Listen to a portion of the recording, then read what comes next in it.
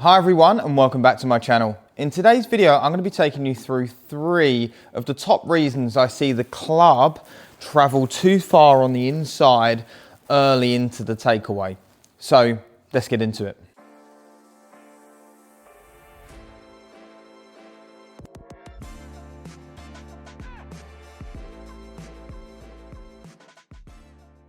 So the inside takeaway, something that I know so many of you are trying to fix, where the club head starts to work too far behind the hands into the takeaway.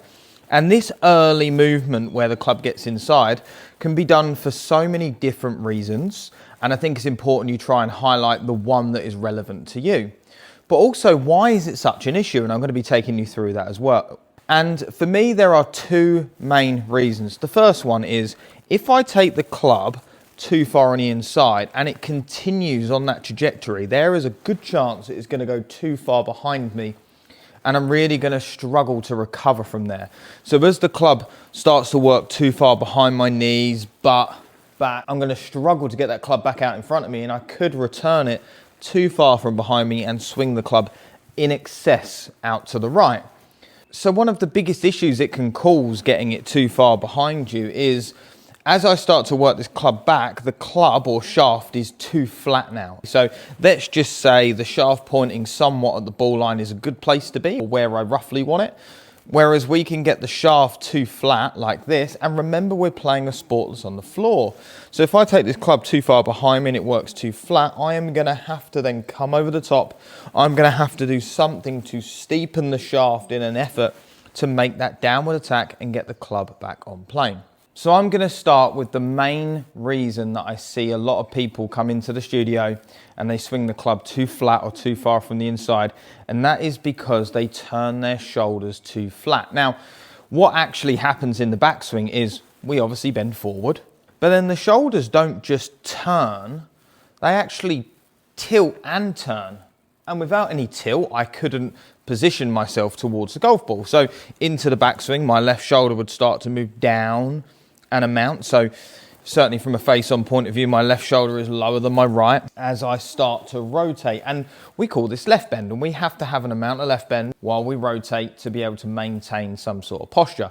And people that don't really have this left bend and in the backswing they just start to turn their shoulders too flat, that is where that club can get really caught inside. 9 times out of 10 in an effort when a player is trying to swing more to the inside or gain more turn, that will generally see that. So from here, if I just take a backswing and I turn my shoulders extremely flat, meaning my shoulders are angled more towards the wall here than they are down towards the golf ball, that would certainly be one of the ways that we get the club inside. So one of the training aids I like to use is the Rotator by Shore Golf, and it's this band that goes, I'll show you now, goes around your back like so. And then it has some loops just here by my arms, and we'll pop this stick in here. And I think this is a great visual for showcasing if a player needs more turn, needs more tilt, and to see a little bit more about what's going on. So if I just take my setup here and I begin to turn my shoulders too flat, we can start to see that as I start turning this stick more on the horizon line, that golf club is going to get drawn in. Whereas if I almost tilt the stick down to the left and add some rotation at the same time, you can see when I just tilt this stick or attempt to just tip the stick to the left, that club will come back relatively straight. Then I can start to add some hinge and rotation to that as well, and this stick is somewhat pointed a little bit more downwards. Certainly from a face-on point of view, that would look like this, where the left side starts to lower as I rotate, versus just rotating level to the ground, and you can see how quickly that club comes on the inside. So moving on to the second reason I would see the club work too much on the inside, and that is down to how the wrists hinge. So the wrists can hinge in a few different directions. They can hinge back on themselves, forward, up and down. And what I'll tend to see is when the wrists start hinging down and back, so down and back, down and back, you can see how that would keep the club low to the ground and rolling inside. So for me, that's a really big one there. And understanding that yes, the wrists have to go back an amount, but they also have to go upward. We call this radial deviation, where they would start to move a little bit more upwards. So they move upwards and a little bit backwards, and together it will almost create this kind of diagonal movement.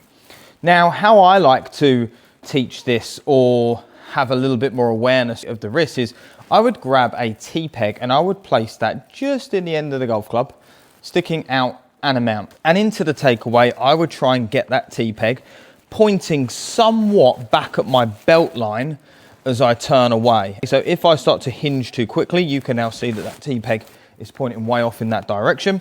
Whereas if I can begin to turn my body, hinge my wrist downwards slightly, it's almost pushing downward on the butt of the club so the club lifts up, we can start to see how that would add in some of the radial hinge that I was talking about as I turn, opposed to just pulling the wrist straight back on themselves like a flap like this.